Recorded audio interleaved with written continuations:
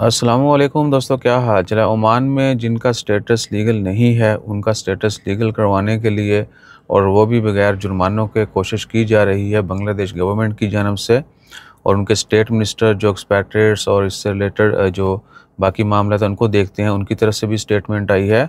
और क्या कहते हैं कि मस्कट डेली में ये पोस्ट है कि ओमान में ऑलमोस्ट 96,000 96,000 के करीब बांग्लादेशी ऐसे हैं जिनका स्टेटस लीगल नहीं है, यानी वो किसी भी वजह से गैर कानूनी तौर पर ओमान में मुकीम हैं, वापस नहीं जा रहे, अपना स्टेटस लीगल नहीं कर रहे।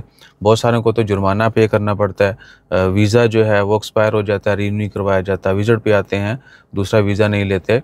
उसके बाद बाकी बहुत सारे मसले मसाइल, सेम और बाप के साथ काम नहीं कर रहे, उन्होंने निकाल दिया, वीज़े एक्सपायर हो गए, और बाकी तरह तरह के यानी जो भी वजूहात हो सकती हैं उसकी वजह से वो गैर कानूनी है, उनका स्टेटस लीगल होना ज़रूरी है।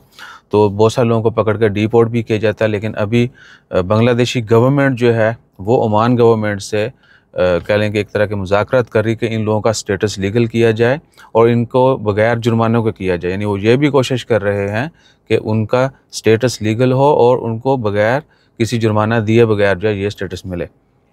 बहुत सारे लोगों को ओवर स्टे का फ़ाइन देना पड़ता है, वीज़ा एक्सपायर के बाद रिन्यूअल टाइम पे नहीं करवाते, वो करवाना पड़ता है। विजिट पे आए थे, वर्क लेना है, फैमिली लेना है, इवन के इन्वेस्टर वीज़ा वाले बहुत सारे लोग वो भी रिन्यू नहीं कर रहे, क्योंकि कंपनी का लाइसेंस रिन्यू करवाएंगे तो उनका वीज़ा जो है वो रिन्यू होगा। सो बहुत सारे मसले मसाइल हैं। Expatriate welfare and overseas employment, उन्होंने चौधरी हैं जी शफीकुर रहमान, उनकी ये स्टेटमेंट है कि हम ओमानी गवर्नमेंट से प्रॉमिस कर चुके हैं कि हम इनको लीगलाइज़ करेंगे, इनका स्टेटस जो है बांग्लादेश में भी लीगल होगा, यहाँ पे भी बहुत सारे लोगों के आईडीज़ के पासपोर्ट के मसाइल होते हैं, वो भी फ़िक्स हो जाएंगे। और उन्होंने ओमानी गवर्नमेंट से ये भी रिक्वेस्ट की है कि इनके जुर्माने भी माफ़ कर दिए जाएँ। अगर कोई गैर कानूनी है और उसके जुर्माने माफ़ हो सकते हैं तो उनके जुर्माने माफ़ करें, ताकि ईज़िली जो है अपना स्टेटस बहाल कर सकें।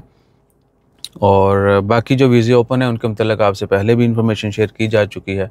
बांग्लादेशी नेशनल जो एजुकेटेड हैं, टीचर्स हो गए, डॉक्टर्स हो गए, इंजीनियर्स हो गए, ये अपनी डिग्री जो है वो उस बिहाफ़ पे आ सकते हैं ओमान में वर्क वीज़ा के ऊपर।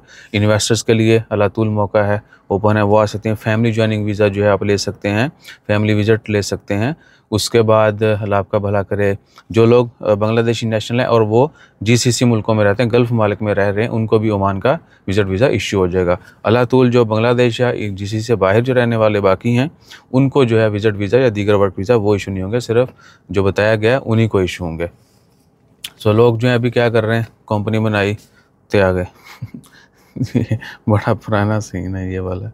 बहरहाल ये बड़ी अच्छी खुशखबरी है।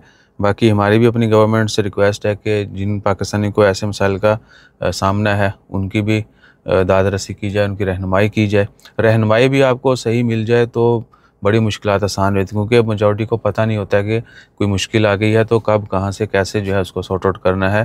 कानूनी कार्रवाइयों का नहीं पता होता है, बहुत सारे लॉ जो हैं उनका नहीं पता होता है। छोटी छोटी चीज़ों का अगर हमें पता हो कानून का कि ये कानून ऐसे है, यहाँ पर जाके ये काम होना है, तो इंसान की बड़ी परेशानियाँ कम हो जाती हैं। सो मदद और रहनुमाई की बहुत अच्छी ज़रूरत है। अपना ख्याल रखिए, दुआ में याद रखिए। जज़ाकल्लाह, अल्लाह हाफ़िज़।